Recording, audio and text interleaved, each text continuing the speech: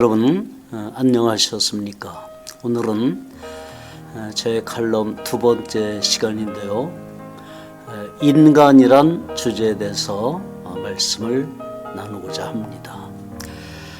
인간이란 한문으로 풀이한다면 너와 나 사이인데 그 사이에 무엇이 있느냐라는 질문에는 사실 답이 없습니다.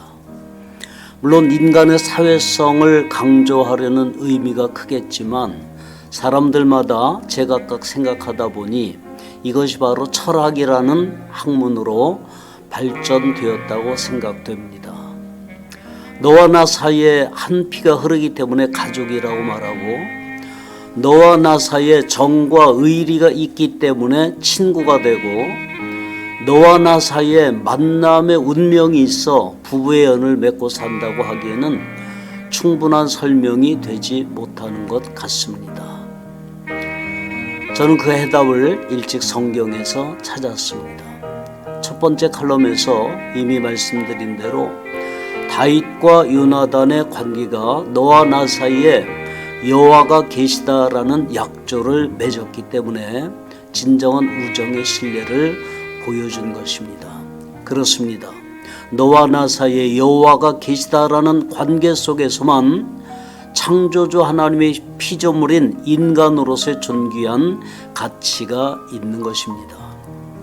창조주 하나님을 부정한다면 곧 진화론자가 되어 스스로를 원숭이의 후예가 되어야 하는 어처구니 없는 사실을 인정해야만 할 것입니다. 진화론도 수용하지 않고 무신론자를 자처한다면 이 또한 우연에 의해 맹목적인 삶을 살아야 하는 가장 저급한 수준으로 스스로를 끌어내리는 일이 되고 말 것입니다.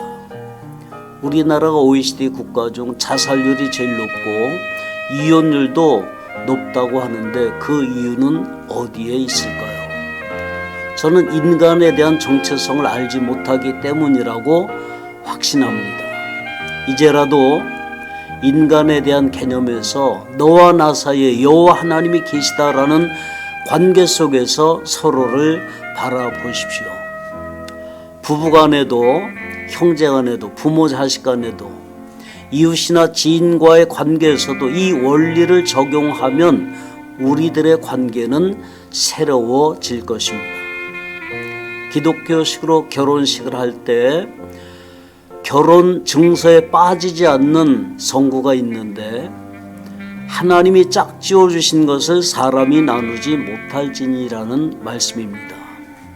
인간, 너와 나 사이에는 모두 하나님이 설정하신 관계가 있다는 것입니다.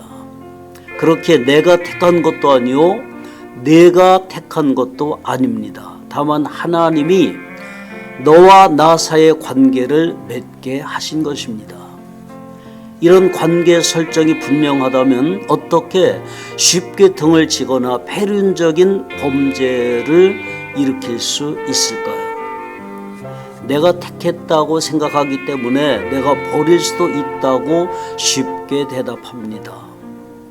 혹시 어쩌다 저런 부모, 형제, 자식을 만나 이 고생을 하는지 모르겠다라는 푸념을 해보신 적이 있으십니까? 이제는 관계 설정을 다시 해야 합니다. 하나님이 너와 나 사이에 계셔서 만나게 하신 것입니다.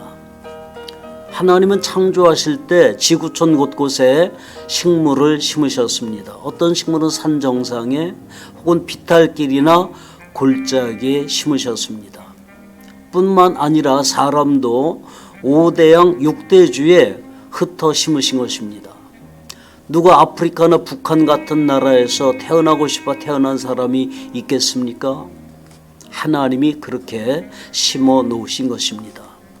성경은 인간이 존귀에 처하나 깨닫지 못하면 멸망하는 짐승 같도다라고 했습니다.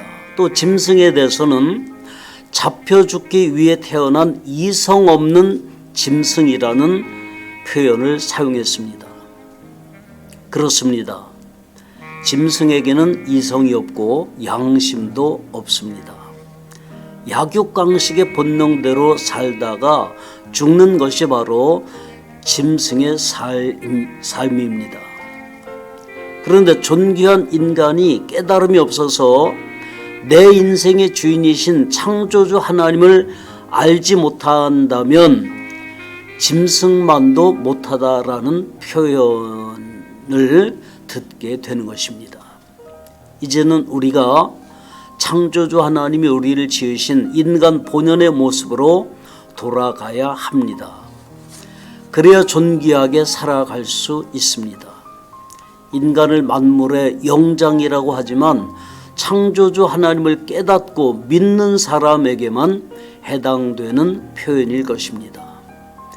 여러분이 과거에 어떤 삶을 살았든지 이제부터는 너와 나 사이에 여호와 하나님이 계신다라는 관계 설정을 다시 하고 인간으로서의 존귀한 삶을 살아가시기를 주님의 이름으로 축복합니다.